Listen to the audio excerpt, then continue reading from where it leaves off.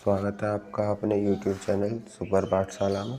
दोस्तों, आज के इस वीडियो में हम जो 10th क्लास के मोस्ट इम्पोर्टेंट क्वेश्चन जो बोर्ड में आ सकते हैं 2022 में, उनको सभी को देखेंगे। Most important question.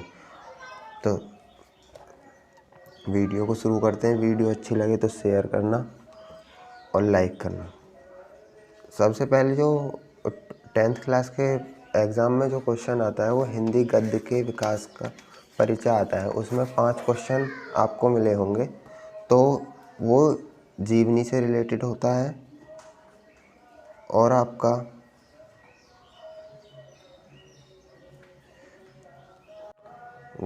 जीवनी से रिलेटेड होते हैं। 5 क्वेश्चन गद्य के होते हैं। वो लेखकों ने कौन सी रचना लिखी। इसी हिसाब से क्वेश्चन नंबर 2 जो आता है वो हिंदी पद्य के विकास से, वो कवियों की रचना पूछी जाती है। उसमें 5 क्वेश्चन होते हैं। नेक्स्ट है आपका रेखांकित गद्यांश की व्याख्या करने के लिए आता है। तो उसमें जो मोस्ट इम्पोर्टेंट चैप्टर है, एक तो आपका मित्रता है, एक ममता है, एक भारतीय संस्कृति है। उस मित्रता के लेखक आचार्य रामचंद्र शुक्ल, जयशंकर प्रसाद, और भारतीय संस्कृति के लेखक जो हैं डॉक्टर राजेंद्र प्रसाद हैं। आप इन तीनों चैप्टरों को कंप्लीट कर लो, आपका गद्यांश हो जाएगा। नेक्स्ट है आपका 6 नंबर के आते हैं। इसमें 3 क्वेश्चन होते हैं, वो तीनों के आपको आंसर देने होते हैं। नेक्स्ट है आपका पद्यांशों की संदर्भ व्याख्या। पद्यांशों में भी सेम यही होता है ऐसे ही। तो इसके लिए आप सूरदास की कृति, तुलसीदास और महादेवी वर्मा मोस्ट इम्पोर्टेंट, और एक मैथिली शरण गुप्त। इन 4 चैप्टरों को आप इनकी कृतियों को ध्यान से पढ़ लोगे तो आपका काम हो जाएगा। नेक्स्ट है आपका जीवन परिचय। जीवन परिचय 2, एक कवि का पूछा जाता है, एक लेखक का। तो जीवन परिचय मैंने यहाँ पे 2 ही बताए हैं आपको। एक तो आप आचार्य रामचंद्र शुक्ल का कर लेना, और एक आप जयशंकर प्रसाद का कर लेना। नेक्स्ट है आपका कवि में मैंने 2 ही बताए हैं आपको, एक गोस्वामी तुलसीदास, दूसरा महादेवी वर्मा। नेक्स्ट है संस्कृत में हिंदी अनुवाद के लिए आता है। तो जो संस्कृत में जो हिंदी अनुवाद के लिए आता है वो आपका मोस्ट जो है वो जीवन सत्राणी के नाम से, जीवन के सूत्राणी के नाम से आपका चैप्टर है। वो मोस्ट इम्पोर्टेंट है। आप उसे तैयार कर लो, और एक भारतीय संस्कृति को तैयार कर लो, और एक वाराणसी। ये 3 चैप्टरों में से ही आपको एग्ज़ाम में देखने को मिल जाएगा। नेक्स्ट है क्वेश्चन नंबर 7 जो आता है वो कोई भी आप एक श्लोक याद कर लेना, और वो पूछा जाता है 2 नंबर का। 2 नंबर में आपका श्लोक हो जाएगा जो इस पाठ्य पुस्तक में ना आया हो, यानी कि जो आपके पेपर में नहीं दिया हो उस टाइम पे। नेक्स्ट है काव्य सौंदर्य के तत्व। ये 6 नंबर के आते हैं। तो आप इसमें हास्य रस की डेफिनेशन याद कर लेना, उसका एक उदाहरण और स्थायी भाव, या फिर अगर हास्य की नहीं करते हो तो करुण के भी परिभाषा, उदाहरण और स्थायी भाव आप याद कर सकते हो। ये है अलंकार।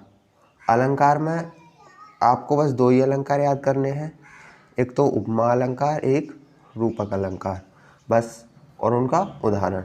बस यही 2 याद कर लेना, काम हो जाएगा।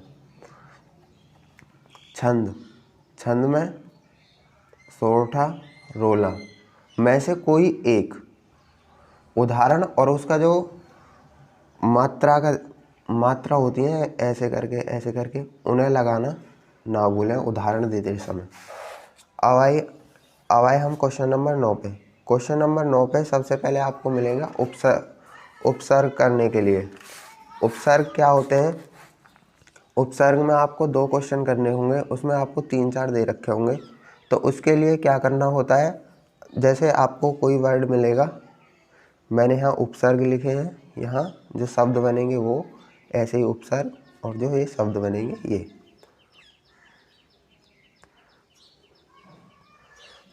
तो ये देखो, आपको कोई वर्ड मिलेगा अनु का क्या होगा? अनुकरण।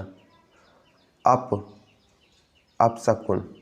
तो ऐसे ही तुम्हें वर्ड मिलेंगे, अभी, अभिमान, उप, उपकार, निर्दोष। तो आपको ऐसे वर्ड बनाने पड़ेंगे। सुलेख, अनाचार, अधिपति, परिवाद, सहपाठी, असत्य, यहाँ असत्य, यहाँ ए लगा लो। नेक्स्ट है आपका दो प्रत्यय का प्रयोग करके नए शब्द बनाएं। अगर आपको ये ज़्यादा पढ़ने हैं तो उपसर्ग में इसकी जो PDF है अपने टेलीग्राम चैनल पर डालूँगा, वहाँ से आप और उपसर्ग देख सकते हैं। बाकी ये सफिशिएंट है आपके पेपर के हिसाब से। नेक्स्ट है दो प्रत्ययों का प्रयोग करके नए शब्द बनाएं। तो इसमें जो आपके सिलेबस में है वो आई, तव, ता, पन, वा, हट, वट, यही आपके सिलेबस से आएंगे। तो जैसे आई लिखी आएगी आपके एग्ज़ाम में आएगी आई लिखी हुई, तो आपको क्या बनाना है उसका, जैसे अच्छा सा लगे शब्द। जैसे कठिनाई बना सकते हो आप, कठिनाई बना सकते हो। तो ये जैसे मैंने बनाया भलाई। ऐसे ही पन का गया बचपन, पचपन, वट, सजावट, ठीक है। वान, कोचवान, हट या आहट, घबराहट। तो ऐसे आप कर सकते हो। आप इनको कर लेना, इससे ही आपको देखने को पेपर में मिल जाएंगी। ये ता, मधुरता, सुंदरता, तव, महत्व, वा, पछतावा, ये जो है सब। तो इसमें से ही आपको वर्ड मिलेंगे आई, पन, वट, वान, हट, ता, तव, वा। तो इसमें से आपको ये वर्ड ध्यान रखने हैं। नेक्स्ट है आपका समास। क्वेश्चन नंबर 9 में गै में समास आपको मिलेंगे। समास कितने होते हैं? समास होते हैं हमारे 6। समास होते हैं हमारे 6। उसमें से जो आपको सिलेबस में है वो द्वंद्व, द्विगु, कर्मधारय, बहुव्रीहि, ये 4 समास है। और चारों में से भी आपको क्या पढ़ने हैं? 2 समास पढ़ने हैं, ये द्वंद्व और द्विगु। इसमें सबसे पहले मैं आपको बता दूं, द्वंद्व जो समास होता है उसमें अगर आपको कहीं भी, जैसे मैं एग्जांपल लेता हूँ माता पिता, ये आपको पहचानने के लिए आएंगे, ठीक है। माता पिता, अगर ऐसा डैश लगा दिख जाए आपको तो आपको क्या बोलना होगा? द्वंद्व समास है। द्विगु समास क्या होता है? जिसपे पूर्व पद संख्या हो, जैसे कि पहले आ जाए त्रिलोक, त्रिलोक। तो ये त्रिलोक का मतलब 3 लोकों का स्वामी, ये हो गया 3 लोकों का स्वामी। तो द्वंद्व के लिए क्या है? अगर किसी में डैश आ जाए तो द्वंद्व, अगर किसी में संख्या आ जाए तो द्विगु। आपको ये दोनों याद रखने हैं। और अगर आप इसमें से पढ़ना चाहते हो तो मैं आपको इसकी भी PDF अपने सुपर पाठशाला यूट्यूब चैनल, सुपर पाठशाला के टेलीग्राम चैनल पर प्रोवाइड करूँगा। अब इसके बाद तत्सम तद्भव। तद्भव शब्द जो होते हैं वो एक तरीके से सीधी भाषा होती है, सीधी बिल्कुल। जैसे तद्भव शब्द मिलेगा आपको, उसका तत्सम बनाना है। जैसे निर्गुण, निर्गुण का क्या होता है? निर्गुण। उच्चारण, उच्चारण का क्या हो? उच्चारण तो आएगा आपको तत्सम में बनाने के लिए। और अब जब तद्भव में अगर आप उसका तत्सम शब्द अच्छे से लिखोगे तो क्या होगा? उच्चारण। ऐसे ही बहुत सारे वर्ड हैं। पानी का पानीयम, और ये है आपका लाख का लक्ष्य, विवाह, विवाह का होगा विवाह, मोर का होगा मयूर, मोस्ट इम्पोर्टेंट ही मैं बोल रहा हूँ। सूरज का होगा सूर्य, सुहाग का होगा सौभाग्य। इसके बाद ऊंट का होगा उष्ट, कान का होगा कर्ण, कान का क्या होगा? कर्ण। ऐसे ही मैं आपको बताऊँ, गाय का होगा गौ, ठीक है। अग्नि, अग्नि का होगा आग, बछड़ा का होगा वत्स। नेक्स्ट चलते हैं आपके पर्यायवाची शब्द। पर्यायवाची शब्द में, पर्यायवाची शब्द की भी मैं टेलीग्राम पर ही PDF प्रोवाइड करूँगा, इतना लिख नहीं सकता, तो इसकी भी आप मोस्ट इम्पोर्टेंट क्वेश्चनों की PDF मेरे टेलीग्राम चैनल से ले लें, सुपर पाठशाला। पर्यायवाची शब्द में मोस्ट इम्पोर्टेंट ही लिखे हैं मैंने, आग का अनिल, पावक, और ये मोस्ट इम्पोर्टेंट ही क्वेश्चन है जिन्हें मैं आपके सामने लेकर आया हूँ। कमल, पंकज, सरोज, दो पर्यायवाची पूछे जाते हैं। इंद्र, महेंद्र का देवराज, बादल का मेघ, घन, जलधर। ऐसे ही गंगा का भागीरथी, मंदाकिनी, गणेश का गणपति, गजानन, गौ का गाय, धेनु। इसके बाद बिजली का तड़ित, चंचला, चपला, पृथ्वी का धरती, भू, भूमि, धरा, दिन का दिवस, वासर, रात का रात्रि, रजनी, निशा, लक्ष्मी का पदम, रमा, कमला, वृक्ष का पेड़, पादप। तो इसके ऐसे ही हो जाएंगे।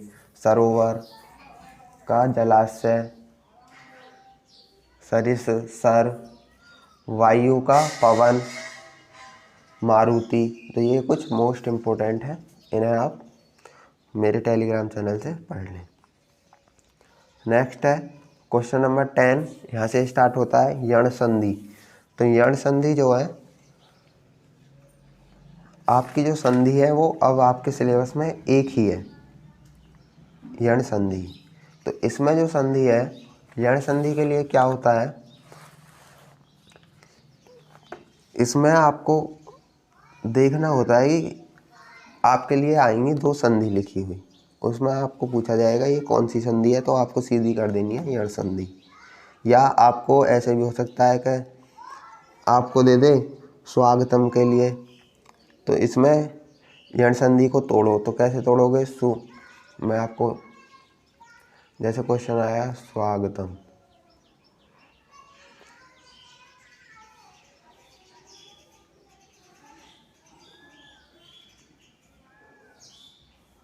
तम, तो आप क्या करोगे, सु प्लस आगतम, ठीक, ऐसे आप कर दोगे। अच्छा, इसके बाद देखो,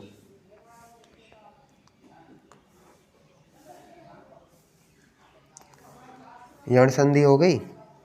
ऐसे ही मैं इसकी भी 10-15 संधि हैं, ये इनकी भी PDF में डलवा दूंगा अपने टेलीग्राम पर।